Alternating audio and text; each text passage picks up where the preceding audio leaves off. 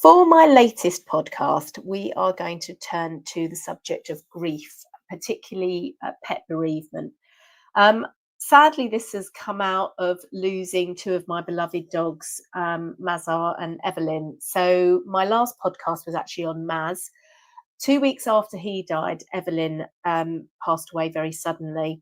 And I will do a tribute to her because she was a fantastic dog. But at the moment, it's not something I can do because I am really struggling with the loss of both of those wonderful dogs in 2 weeks. But what I found was while there's a lot of support out there for humans, and I will cover humans in this blog, in this podcast, for our dogs, there isn't a lot of guidance. And so this is really something that I started delving into. So my name is Dr. Helene. I'm an emergency medicine doctor and also a certified animal aromatherapy specialist. And I love to help people with an integrative approach to their health and that of their pets. So along with my sadness, I have 4 grieving dogs. So each dog that died meant something different to each of those remaining. And so we sort of have to navigate through different things for each dog. Now, obviously, with Maz, his time was coming. He was an elderly dog who was about 14. Age wasn't on his side. And I think the dogs had a kind of sense of that. So, but it was really interesting because when I brought him home for them to see, their reaction to him was very profound. It was very lots of sniffing. Inca was very disturbed by it. She literally sniffed loads and then jumped away in shock. But we were navigating this and trying to do different things in his memory to help us all when Evelyn suddenly died. Now, grief is a very powerful emotion that affects us all. And, too often we think it's not going to affect our dogs and our other animals, and it does. I remember when my dog Treacle died, Evelyn grieved terribly for her for a good few months. There was a point not long after she died when she didn't even want to go for a walk. And I would have to just take the ball out, and even just in the Land Rover, I'd be like rolling the ball along the floor, trying to get her a bit infused. She was very, very down, which is actually how I ended up having Rowan. But it's whether it's the loss of a family, human or another pet, or just a significant change in their life, dogs can exhibit signs of mourning that are really heartbreaking. And, as owners, we need to understand and support them through this difficult time. Now, my dog, Seren, really has taken the loss of her sister, Evelyn, very hard. They were very, very close. Most of my videos and pictures featured them both in. They were always together. They'd often go upstairs together during the day. They were just never apart. And she's taken it very sad. And so I've really had to look into what I can do to help her. Dogs really can form deep bonds, and then obviously they feel that loss.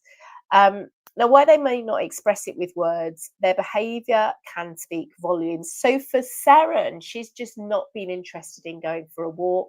I've really had to just take her out separately, and we've started to see a little bit of, she's been a bit chirpy.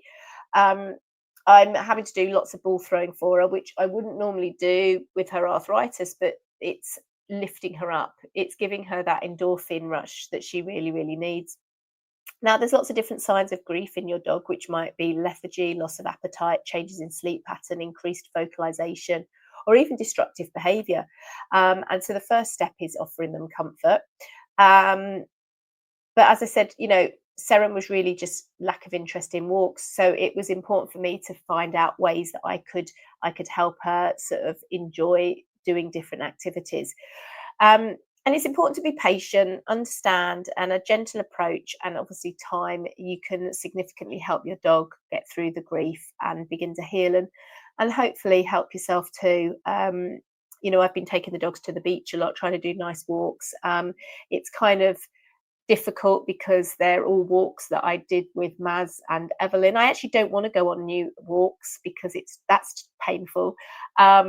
But at least on walks that they used to go on, I kind of feel closer to them as well. So here are 10 specific ways you can help your dog through their mourning process. So So first of all, maintain routine as much as you can. Dogs do thrive on it. So I do some things in routine and some things are very much not. So when we go for a walk during the day, it's not routine, but our morning routine, we do have a morning and an evening routine. So especially feeding times, you might want to stick to walk schedules, play sessions and things like that. And they can provide a sense of security and normalcy in times of upheaval. And all I would say as well is, even though perhaps I always go for walks at different times, there is a routine in how we do that. Thinking about it. Offer extra comfort and affection. Your dog really needs you more now. So extra snuggles, gentle petting, reassuring words, physical closeness can be incredibly soothing. You don't need to be cuddling your dog. Some dogs don't like to be cuddled. They just want to be close to you. So at the moment, Seren's gone upstairs. She likes to be in where she would have slept. I've literally got Rowan and Bambi under my feet, and Inca's very close by. Gentle exercise. So short, frequent walks can help your dog release pent-up energy and provide a change of scenery. So, if they get very overwhelmed, then you might want to avoid, really highly stimulating walks. We're doing lots of sniffy walks for Seren. She has to go on a long line now because she's also very deaf and she's lost a bit of sight as well. So that just sort of compounds everything as well.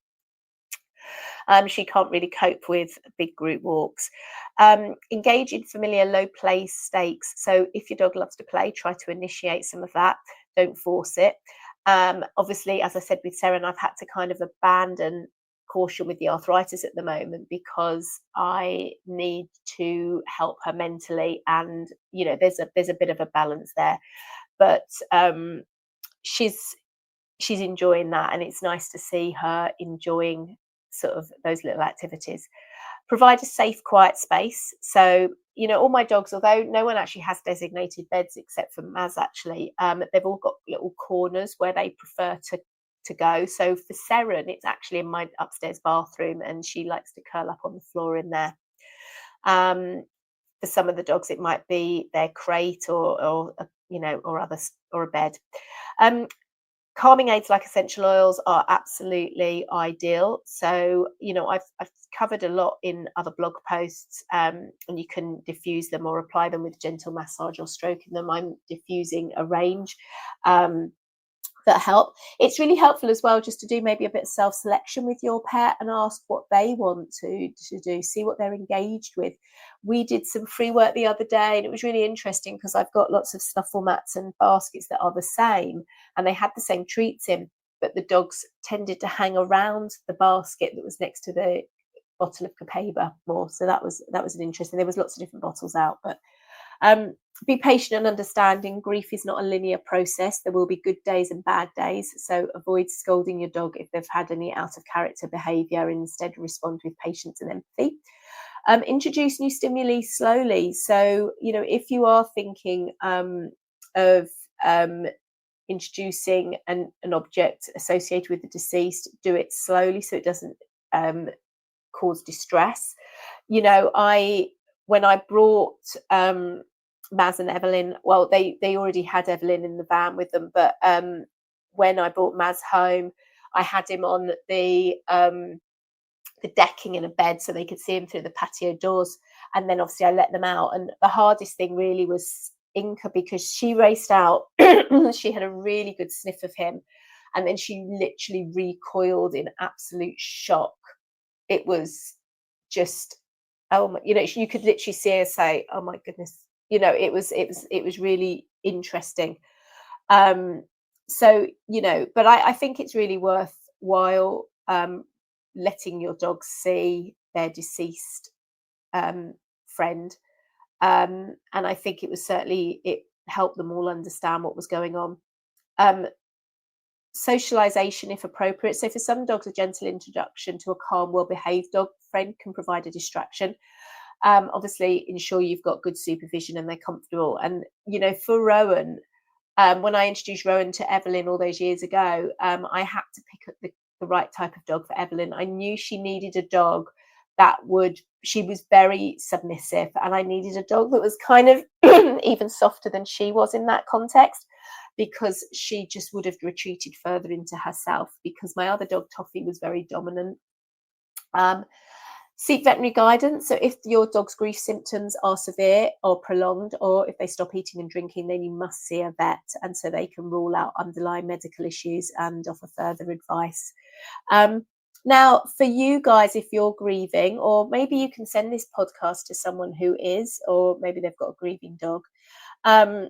It's really hard. The loss can be absolutely devastating, as losing a family member. And I've actually seen quite a few videos going around to say about different neural pathways with pet loss, making it hard. I don't know. I haven't actually delved into it that much, but I certainly think that's very feasible. Animals offer us such unconditional love, so it's not surprising that they affect different parts of our brain, and it's a loss that cuts very, very deep. Important to allow yourself to feel your emotions, seek support from friends, family, or support groups, and be kind to yourself. I've really found a lot of help with the Blue Cross bereavement line. So they've been wonderful, and they have a lovely little group as well. And I've made some new friends out of that group as well. So your dog needs you to be strong, but that doesn't mean you have to be stoic. So you can kind of lean on each other through this. Something that I did as well, I've recently done a pet loss course, which helped me come to terms with the shock of Evelyn's passing, on top of obviously Maz as well. One of the things was about writing love letters to your pet. So I wrote a love letter to both dogs, talked about the things that we enjoyed and how much I missed them. And also bucket lists. So I didn't obviously have a chance to do a bucket list with Evelyn because it was so unexpected, but Maz had pretty much had his bucket list done. There was always other things I was going to add to it, but the big thing was the North Coast 500 last year, the road trip, and we'd done beach trips. As it happened, Evie had a good weekend with beach play. She raced in a canicross race. She'd actually done a lot of fun things that she enjoys. But I wrote lists for them to remember things that they like to do, and also for my other dogs. And then I am sort of picking things from lists that Maz and Evelyn like to do, and that we're then doing. So it kind of helps, I suppose, keep them alive, and also lifts my other dogs up, and I'm doing things in tribute to them.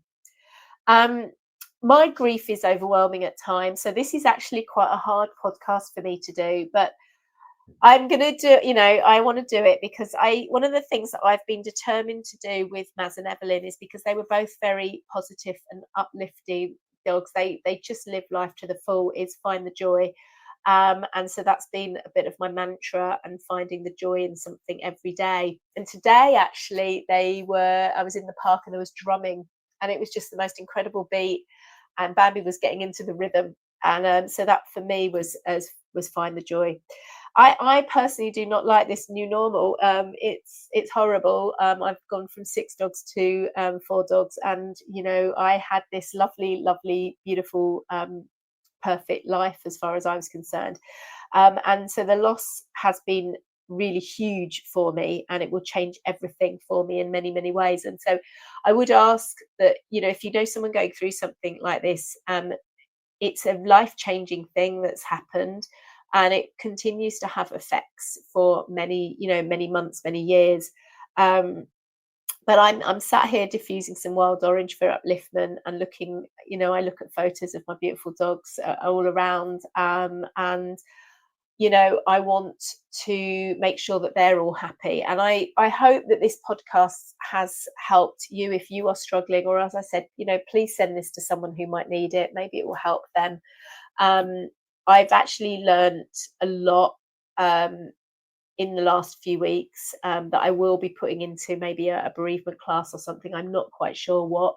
I'm not ready to do it yet. I will be at some point.